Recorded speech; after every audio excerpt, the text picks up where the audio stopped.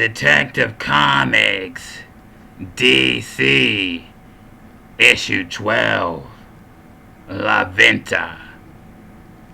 As I tossed and turned in my bed trying to get some fucking sleep, I was awakened not by the bright light of the solar dawn, rather the cackling banshee laugh of some loud woman. Later, as I made my rounds through the Samsara salon, I put two and two together, and I realized the voice belonged to the senior chiefess in charge, a little lady by the name of two initials, K and C, affectionately known as KC. A lady whom I've had dealings with before. Along with Chiefess Casey was another familiar foe that I had multiple shootouts with during my time here in the Samsara Saloon. A bald, caramel-complected, fat man who previous and current saloon agents have described as a jerk. The type of man who is not in charge but tries to boss his peers around as if he were some type of authority, a jabroni, if you will. The fact that these two were working the same beat together must have meant that they were in cahoots this entire time. Or maybe Jabroni was trying to suck up to the boss somehow. It's strange. Even though Jabroni is lower in rank than Chiefess Casey, she seemed to be taking his judgment to heart, almost as if she couldn't come to a conclusion about particular matters on her own accord. A common trope I've noticed in the gender of her species. Always needing a man to confirm what you should already know. So much for girl power, right toots? Casey tried with all her might to extract some type of information out of me verbally. But when I wouldn't comply, of course, the verbal bullying began. Observing my surroundings, I immediately noticed this frame we call reality was out of focus. Sam, the joyful barkeep who usually had a smile on his face, was now stiff as stone, almost as if frozen in place, not wanting to move an inch for some unseen terror. To my north, the grumpy, super heavyweight agent, dubbed the Bouncer because I could never get a name out of her, even though that is Samsara policy, who usually was the example of alpha female around the saloon, cautiously rounded the corner with her food tray as if some greater predator was in her midst. And like clockwork, the final clue of the puzzle, he appeared. George, a short, pudgy man, clad in gray sweatpants, joined me in the lift as we awaited our descent through hell down to the lobby below, almost as if shielding me from Chiefess Casey in her harassing vocabulary words. Arrived arriving at ground zero of hell, or as I like to call it, the lobby of the saloon. The lift doors opened, and greeting us was a man and a familiar woman, painted of 3 shades of brown, hair, eyes, and epidermis. Indeed, she was a looker, a sight for sore eyes, or in my case, leaky.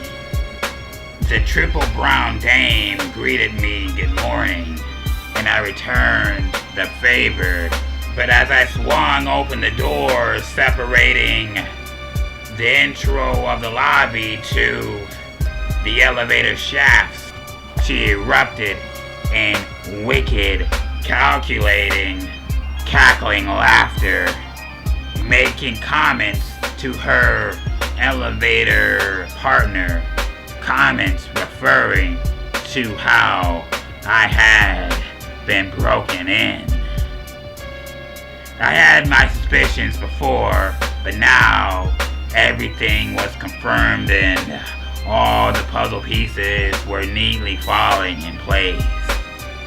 And the conspiracy of the Samsara Saloon might have been deeper than I originally thought. Not a war of gender, rather a war of caste. And in this case, the higher-ups were calling all the shots. And if they were the authority, then all the lower-class workers had zero choice but to submit to their law or pay the final price. My suspicions were ultimately finalized as I returned to the saloon later on that evening.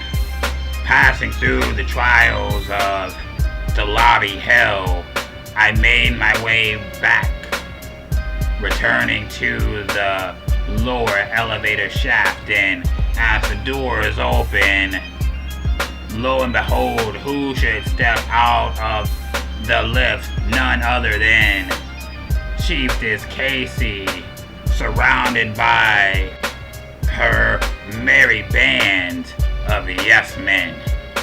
As I stepped aside so Casey and her men could exit the lift, and as I entered, I could hear her trailing voice jeering to her cohorts that someone had broken my heart.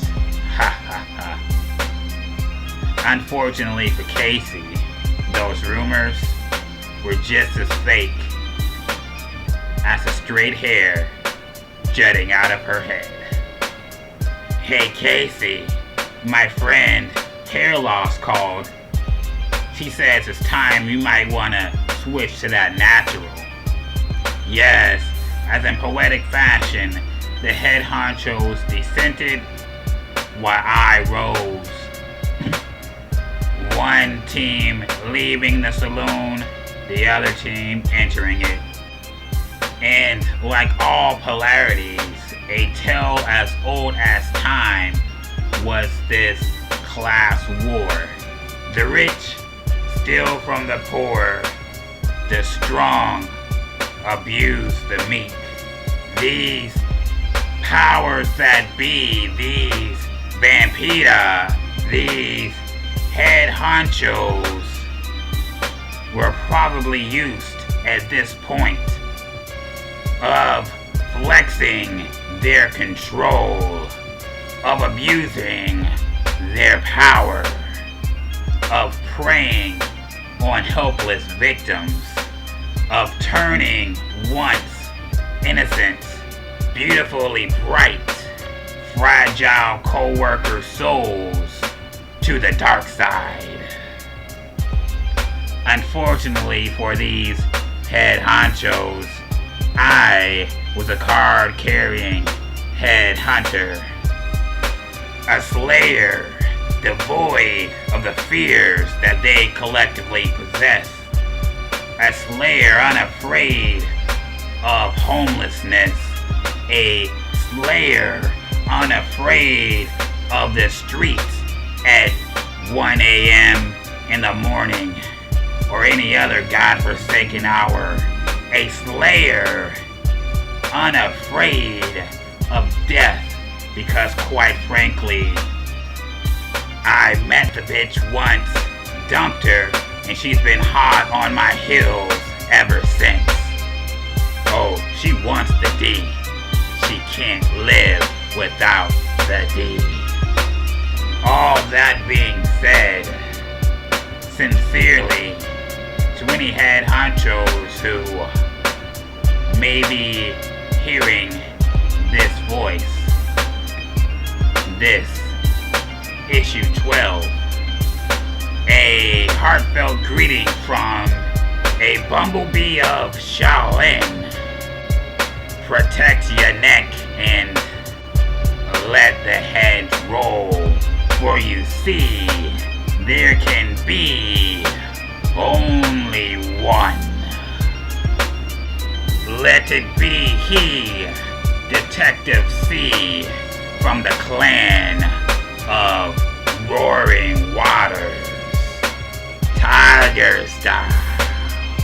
Ha ha ha ha ha ha ha ha.